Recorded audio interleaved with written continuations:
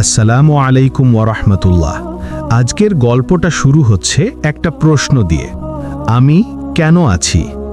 এই প্রশ্নটা একদিন এক তরুণের হৃদয়ে আগুন ধরিয়ে দিয়েছিল। চারপাশে যত মানুষ দেখত সবাই দৌড়াচ্ছে, কেউ টাকার পেছনে, কেউ নামের পেছনে, কেউ সুখের পেছনে, কিন্তু তার মনে হচ্ছিল, আমার জন্ম কেন? আল্লাহ আমাকে কেন সৃষ্টি করলেন? এই প্রশ্নের উত্তর খুঁজতে গিয়ে সে চলে গেল এক দীর্ঘ যাত্রা নিজের ভিতরের জগতে আল্লাহর রহমতের দিকে। তরুণটির নাম ইউসুফ, বিশ্ববিদ্যালয়ে পড়ে, বয়স মাত্র 22। তার জীবনেও হাসি ছিল, বন্ধু ছিল, কিন্তু একদিন এক বন্ধুর আকস্মিক মৃত্যু তাকে নাড়িয়ে দেয়। সেই দিন কবরস্থানে দাঁড়িয়ে ইউসুফ প্রথমবার বুঝল, জীবন এত ছোট কেন? মৃত্যুর পর কি হবে? আমি কি কেবল এক মুঠো ধুলা হয়ে যাব? বাড়ি ফিরে সারা রাত জানালার পাশে বসে রইল। চাঁদের আলোতে সে নিজের হাতের দিকে তাকালো।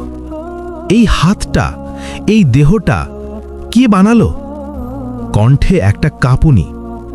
আল্লাহ, তুমি যদি থেকেও থাকো, আমাকে বলো, তুমি আমাকে কেন সৃষ্টি করলে? পরদিন সকালে ইউসুফ গেল এক বুড়ো আলেমের কাছে, হযরত মৌলানা হাশিম সাহেব। বৃদ্ধ হুজুর তাকে চুপচাপ শুনলেন, তারপর বললেন, বেটা, আল্লাহ তাআলা কোরআনে স্পষ্ট বলেছেন, আমি জিন ও মানুষকে সৃষ্টি করেছি শুধু আমার ইবাদতের জন্য। সূরা আজ-জারিয়াত 56। ইউসুফ অবাক হয়ে বলল, মানে শুধু নামাজ পড়া, রোজা রাখা, তাই? হুজুর হাসলেন, না বেটা, ইবাদত মানে শুধু নামাজ না। ইবাদত মানে এমন জীবনযাপন করা যেখানে প্রতিটি নিঃশ্বাসে আল্লাহকে স্মরণ করা হয়। তুমি হাসছো, সেটাও ইবাদত হতে পারে যদি তা কারো মন ভালো করার জন্য হয়।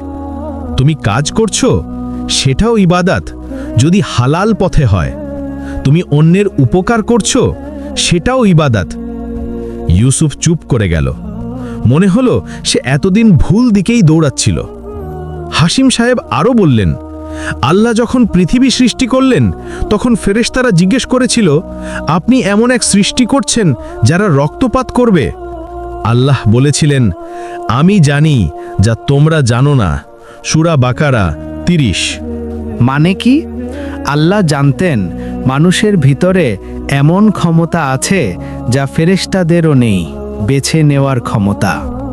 মানুষ আল্লাহকে ভালোবাসতে পারে, আবার অবাধ্যও হতে পারে, কিন্তু যে মানুষ নিজে থেকে আল্লাহর পথে ফিরে আসে, সে ফেরেশতার চেয়েও সম্মানিত।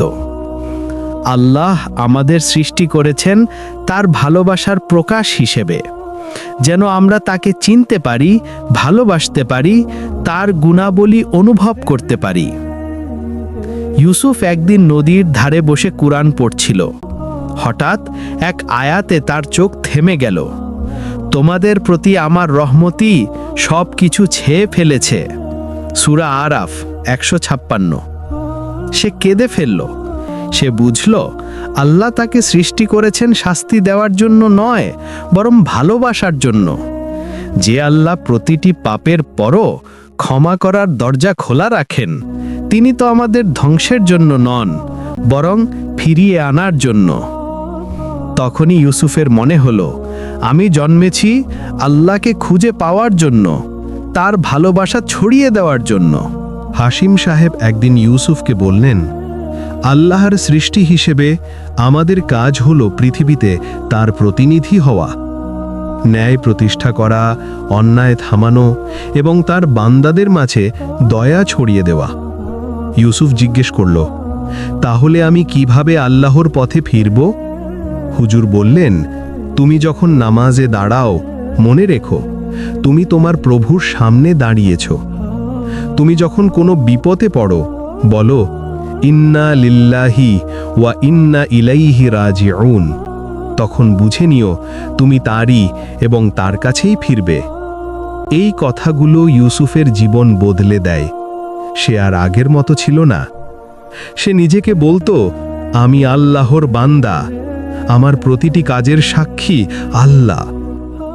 বছরখানেক পর ইউসুফ একদিন নিজের পুরনো ডায়েরিতে লিখল, আমি খুঁজছিলাম কেন আমি সৃষ্টি হয়েছি। আজ বুঝলাম আমি আল্লাহর বান্দা। আমাকে সৃষ্টি করা হয়েছে যেন আমি তাকে চিনতে পারি, তার প্রতি ভালোবাসা জন্মায়, তার পথে চলি আর অন্যদেরও সেই পথে ডাক দিই। তার চোখ ভিজে গেল। সেই রাতে সে নামাজে দাঁড়ালো আর আল্লাহর সামনে বলল, হে আমার প্রভু, আমি অবশেষে বুঝেছি তুমি আমাকে সৃষ্টি করেছ তোমাকে ভালোবাসার জন্য, তোমার রাস্তায় চলার জন্য, তোমার নাম উঁচু করার জন্য। সে তখন কান্নায় ভিজে যায়, কিন্তু সেই কান্না ছিল শান্তির কান্না। তার ভেতর থেকে যেন কেউ ফিসফিস করে বলল, এটাই তোমার জীবনের উদ্দেশ্য ইউসুফ, তুমি আল্লাহর আলো ছড়ানোর জন্যই সৃষ্ট। ভাই আমার, বোন আমার, আমরা কেউই এই দুনিয়ায় এমনি আসিনি। আমাদের প্রত্যেককে আল্লাহ এক বিশেষ উদ্দেশ্যে পাঠিয়েছেন। কেউ মানুষের মুখে হাসি ফোটানোর জন্য, কেউ জ্ঞান ছড়ানোর জন্য, কেউ অন্যদের পথ দেখানোর জন্য। একদিন আমাদের সবাইকে তার কাছেই ফিরতে হবে। তাই চলুন আজ থেকেই আমরা আল্লাহর পথে ফিরে যাই, কারণ এই পৃথিবী আমাদের স্থায়ী ঠিকানা নয়, আমাদের আসল ঠিকানা আল্লাহ দরবারে।